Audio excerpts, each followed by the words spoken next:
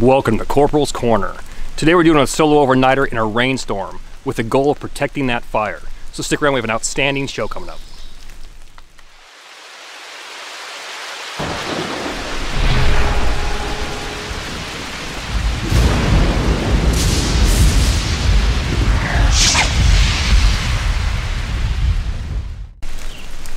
Here we are again, another solo overnighter in the woods. It's going to rain for the next 5 days, and that's always a challenge.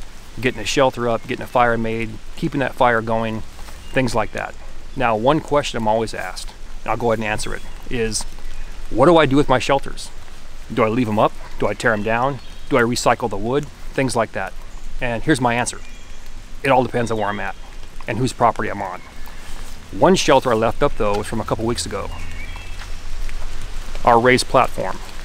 If you haven't seen that video, click on the icon on the top of the screen and we'll take you to that video, and I believe it's titled Solo Overnighter on a Raised Platform.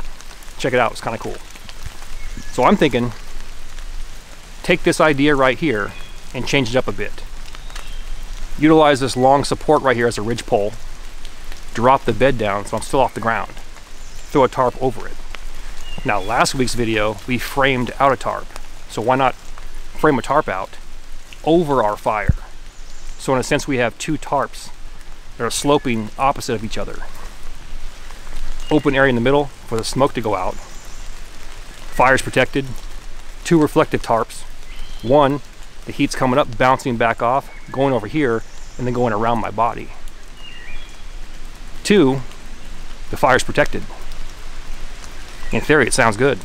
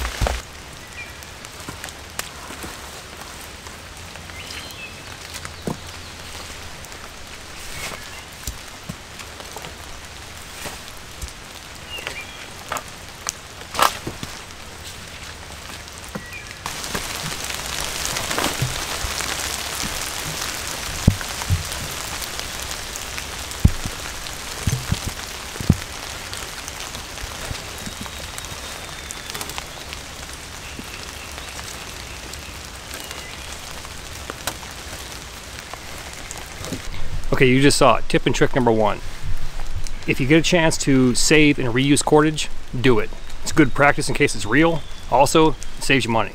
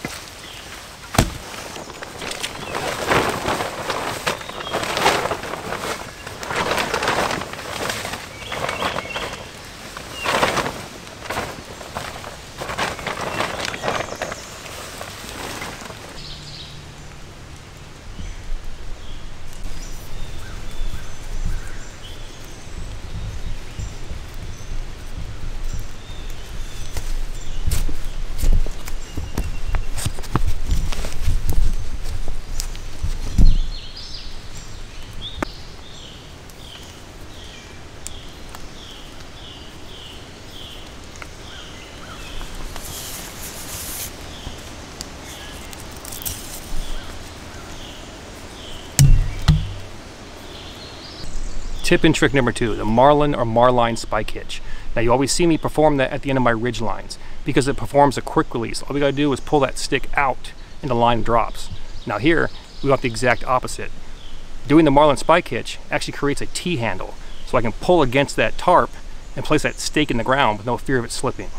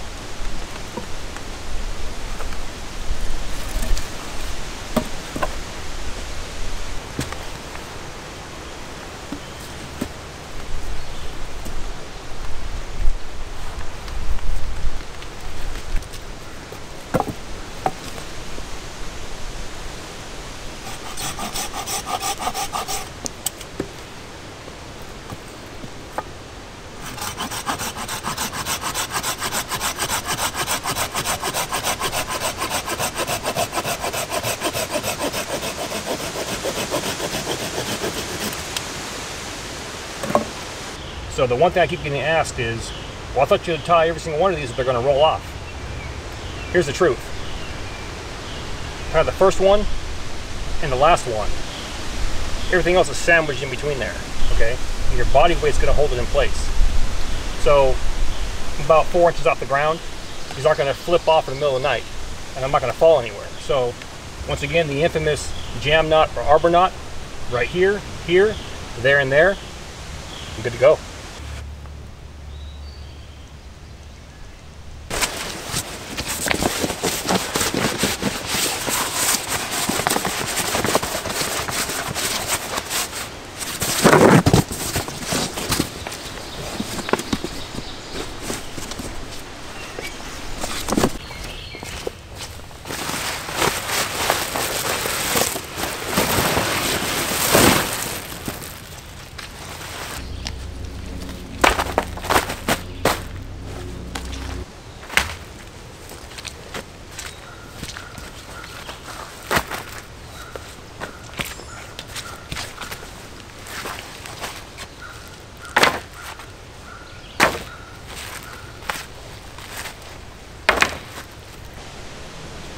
That's what I'm talking about. Simplicity at its best. Okay. Marlin spike hitch, securing our tarp down, arbor knot or jam knot, holding our bed in place. Easy peasy, lemon squeezy. No need to overcomplicate things. So what I'm thinking is we'll get out here probably about no more than 1 full step. And with our tarp framed out, a couple of wide branches to prop it up. And that should keep our fire dry, or at least our area where we want to start a fire dry, and get the coal bed going. Should be warm and toasty all night.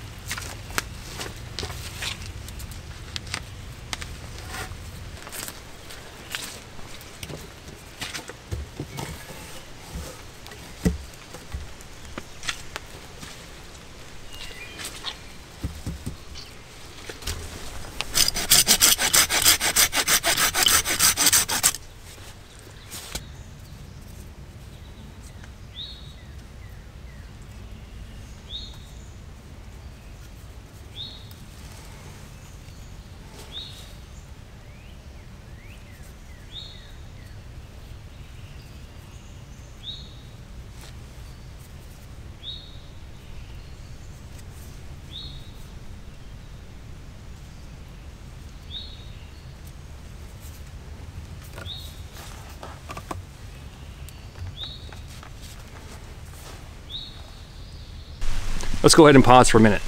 Do me a favor, if you like what you see here, please hit that like and subscribe button, and then feel free to check out my other bushcraft skills and overnight videos. Alright, so far so good. So here's what I'm thinking. We have enough room here where a small fire can be protected, mostly the coals. We want to get that heat bouncing around here. And on this side over here, we have enough room to stack some firewood.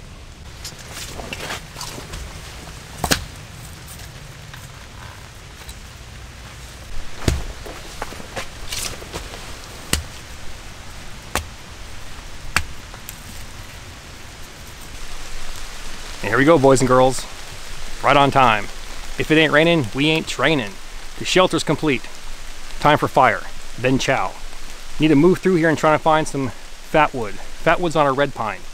Looking out here in the distance, I can spot a couple that are down. We'll go over and check them out. I want to use that to light my fire. And the reason why is because it's got natural oils in it. It's kind of like a birch bark. It's going to burn nice and hot. Now let's talk about kindling and fuel. Even though things are wet and getting wet, there's a lot of dead branches laying around here. As long as I grab a branch and you hear this nice loud break, that tells me the inside of that wood is dry, which is perfect for my fire.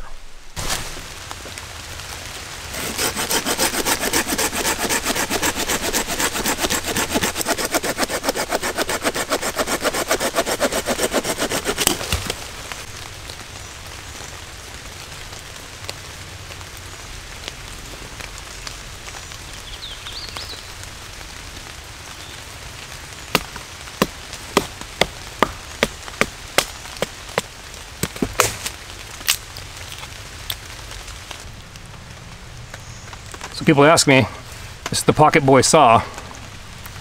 Got a sharp spine right here. We're going to use that to process our fat wood.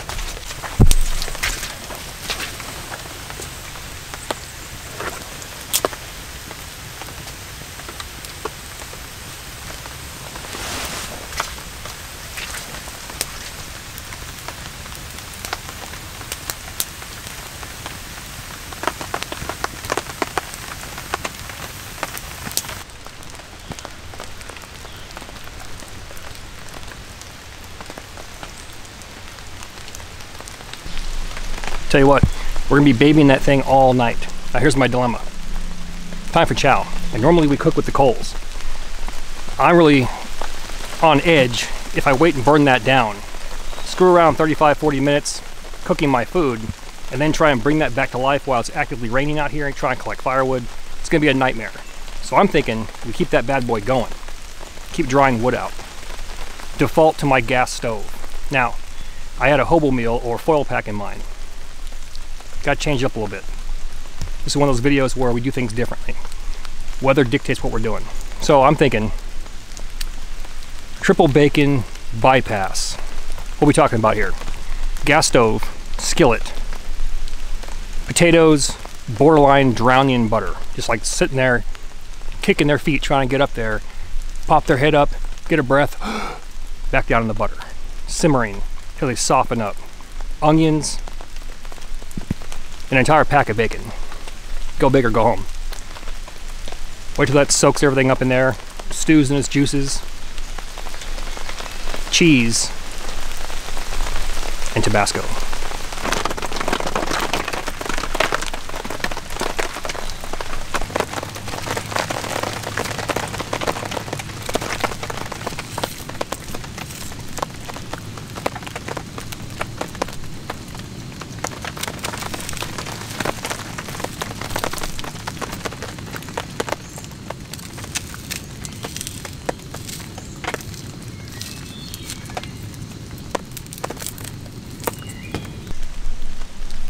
Why? Because I can. Trigger warning, antiviral AF. Take that, coronavirus.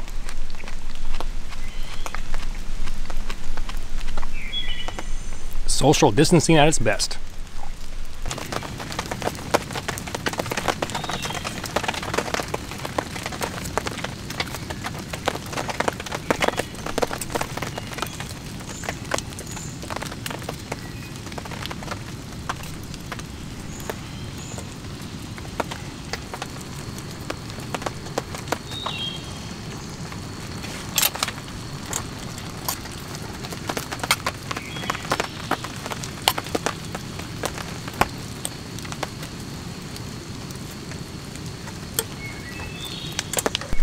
What do we have here? Serving size, 2 slices. Servings per container, about 5.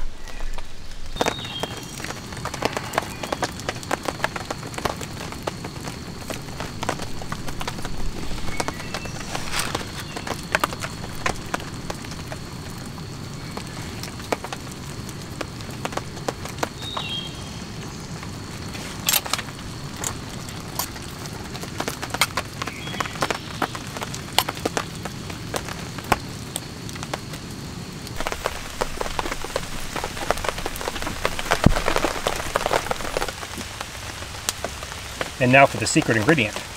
Boom, Tabasco.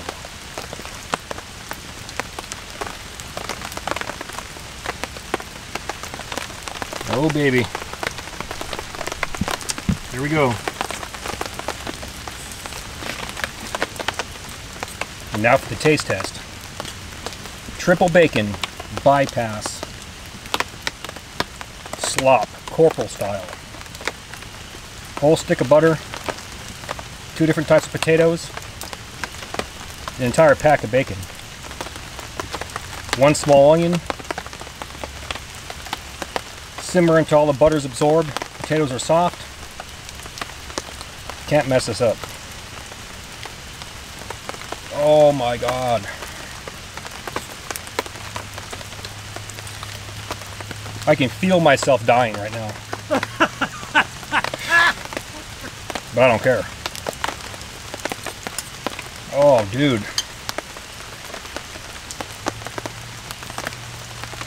Doesn't look like much, but tell you what. Wow. Probably like a 10,000 calorie meal. Oh.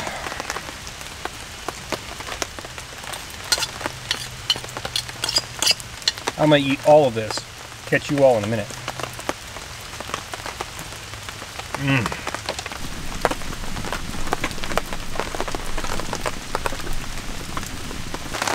Tell you what, That was outstanding.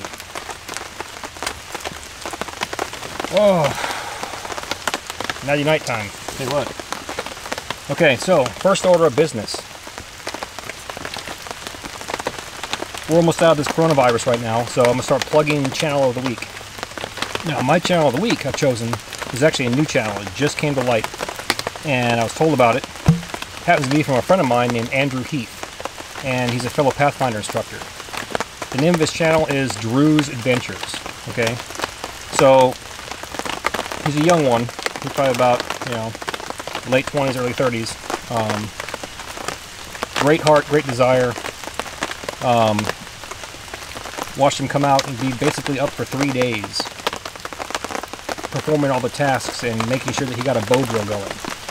This dude is determined AF, and in my opinion, brings a whole new level or twist to this bushcraft game. Got his first video up right now, and it took place over in Texas. So go ahead and check him out. I'm guaranteeing you're in store for something great with this guy. He's a friend of mine. He's like family. In fact, he is family. He's my brother. So check him out, Reuse Adventures.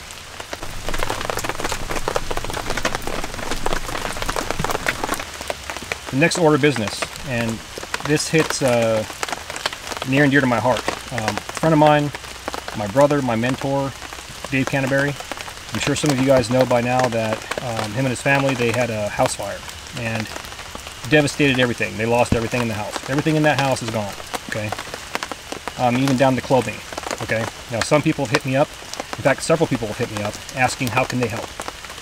And here's my answer. You can do two things. First off, respect their privacy. Okay, respect him and his family's privacy. With that said, if you want to help, by all means help. What I'm going to do, instead of plugging up several different GoFundMe links, what I'm going to do is I'll go ahead and I'll link his video. So at the top of the screen, click on that icon or that video clip, and it will take you to his personal video that he made that addresses everything. All your questions will be answered watching that video. So once again, click on the icon on the top of the screen. It will take you to his video. In his video, he talks about GoFundMe accounts, should you choose to help. If not, say a prayer, and that'd be good enough, okay?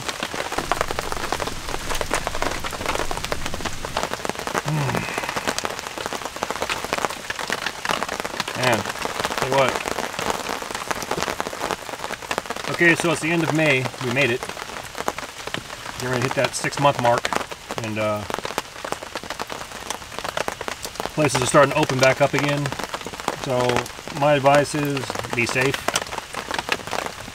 Be safe. And continue, once we're back to normal or something that resembles normalcy, remember what we talked about. Continue that change in your life. Be a positive role model for somebody, for someone. Change your life, change their life, or lives. And let's make this a better place. We can do that.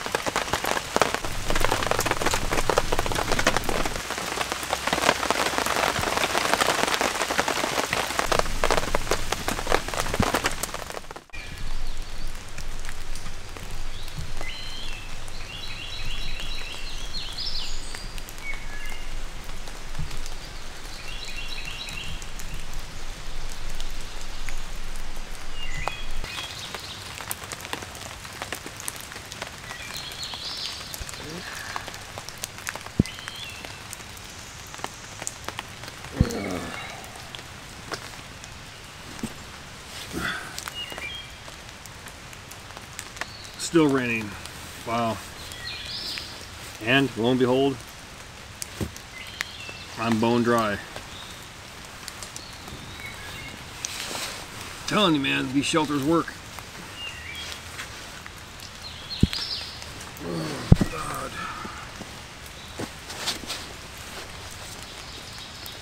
Next time, maybe put some paving stones down here or something. This is a muddy mess.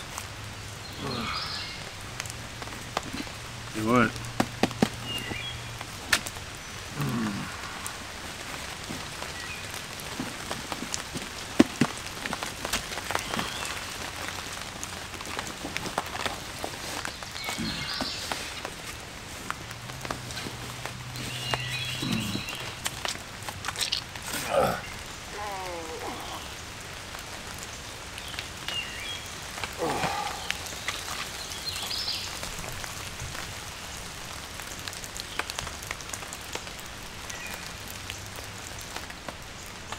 Coffee time.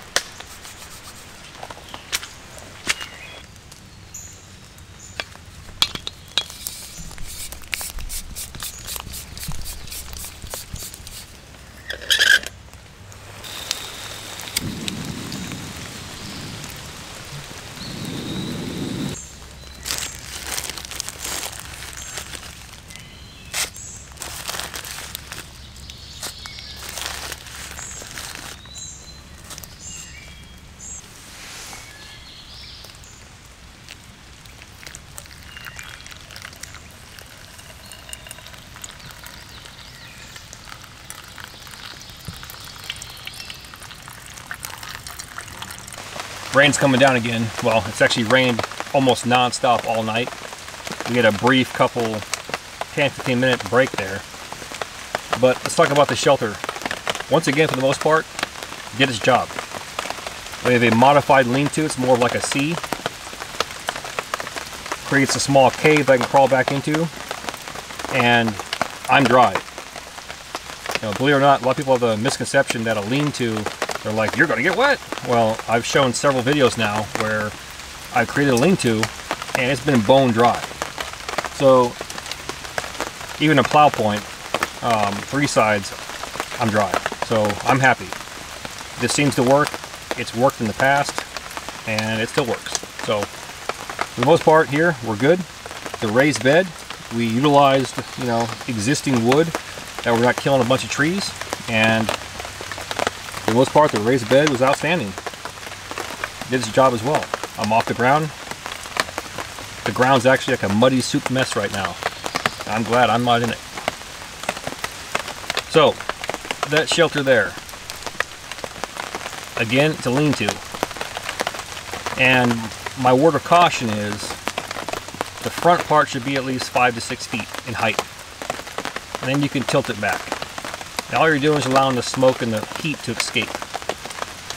But the benefit of a reflective tarp like that is the heat would go up, come back down right into here, go around me, and I was warm all night. So,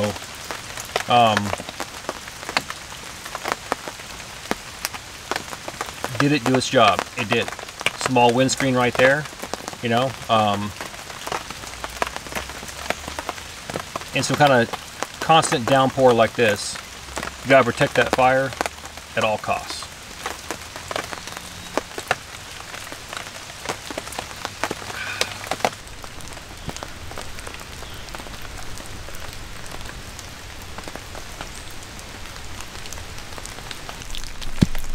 Welcome back.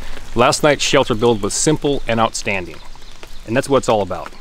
We took an existing structure, our platform bed, dropped it down, had a raised bed, we're out of the mud, tarp, kept us out of the rain, secondary tarp, and protected that fire. The acronym KISS, keep it simple, stupid. And in reality, when it comes to survival or bushcraft, that's exactly what it's about. As always, all the gear in my video can be found on my Amazon influencer page or my Self-Reliance Outfitters influencer page. Both those links are inside my description box. Now please do me that favor. Hit that like and subscribe button. Then ring that notification bell. Once you ring that bell, please select all notifications. And as always, thank you for your comments, views, and support. Thanks for watching. Get out in the field, have some fun. I'm going to catch you next time.